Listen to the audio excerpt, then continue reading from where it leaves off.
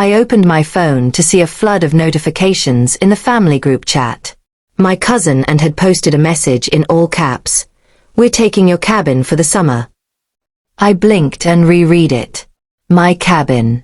I had spent years maintaining it, fixing the deck, repainting the walls, and now they were just claiming it? Replies poured in immediately. "Amazing idea," wrote my aunt.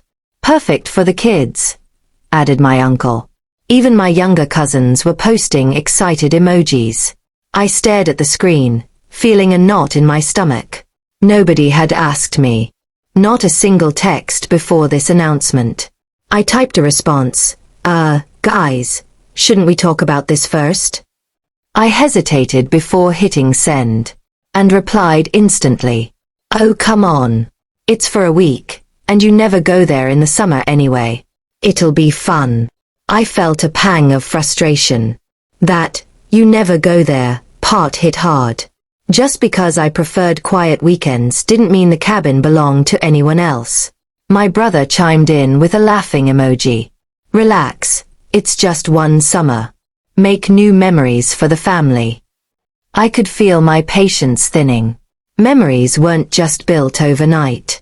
I had invested my time, effort, and even my savings into that place. I decided to confront and privately. I texted her.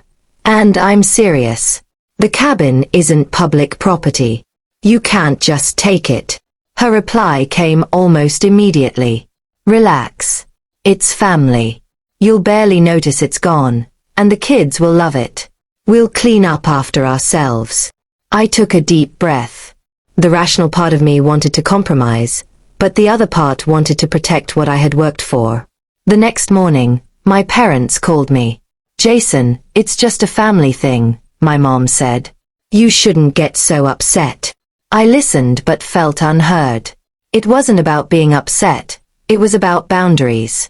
Respecting ownership, even in families, mattered. I decided to visit the cabin before anyone else could.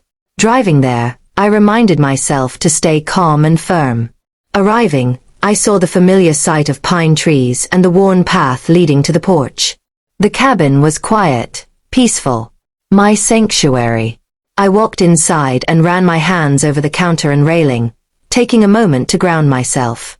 This was mine, not just physically but emotionally. I drafted a message to the family chat, but stopped mid-typing. I needed a strategy, not an argument. I texted and again. "Look, I want everyone to have fun, but we need a plan. I can't just hand over the cabin without agreement." She replied defensively. "Jason, it's not a big deal. Stop overthinking it." I realized this was bigger than one text exchange. Family dynamics were involved, and emotions could escalate fast. I decided to call my Uncle Frank, who had always been fair. "Frank, can you help mediate? Anne's taking the cabin without asking me." He listened calmly. "Jason, I see your point. Let's talk to and together." Later that evening, we held a Zoom call with my parents, and me. Everyone had opinions, but I stayed focused on expressing my feelings clearly. I explained that while I loved sharing the cabin, decisions about it needed my consent. That respect was non-negotiable. Anne rolled her eyes but listened. She argued that family meant sharing, that it wasn't fair to say no. Frank helped guide the conversation. "Sharing is great, but we must respect ownership. Compromise is possible." After a tense discussion, we agreed on a compromise.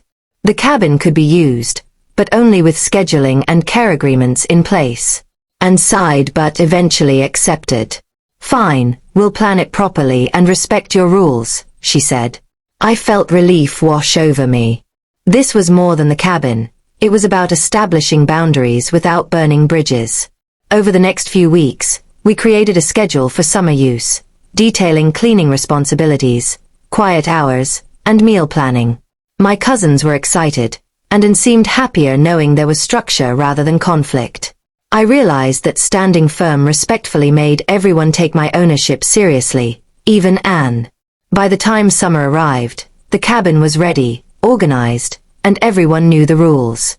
I joined for a weekend, keeping an eye on the logistics and helping the kids explore the woods. Seeing everyone happy made me feel proud that I had preserved the cabin without giving up family fun. I also learned that patience and clear communication could solve conflicts that might otherwise escalate.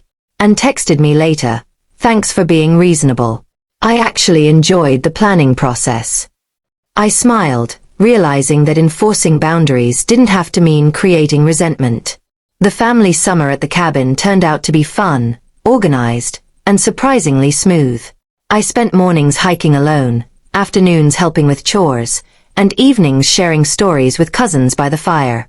Every day reminded me why I loved the cabin: quiet, nature, and the chance to balance family time with solitude.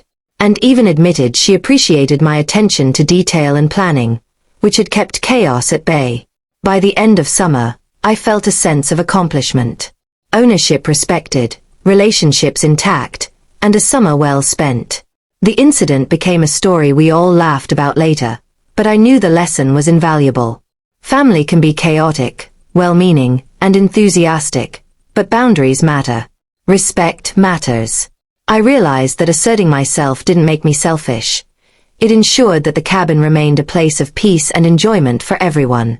Even and acknowledged that planning and fairness made the summer better than it would have been without structure. I felt grateful for mediation, compromise, and patience, all tools that turned a potential conflict into cooperation. By fall, the cabin was quiet again, but I felt pride knowing I had handled summer challenges with calm and respect. The experience strengthened my relationship with and, showing that even disagreements can lead to understanding.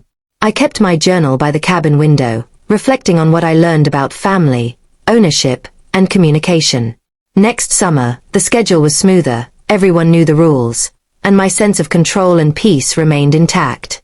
In the end, the cabin was more than a getaway. It was a lesson in boundaries, negotiation, and family dynamics.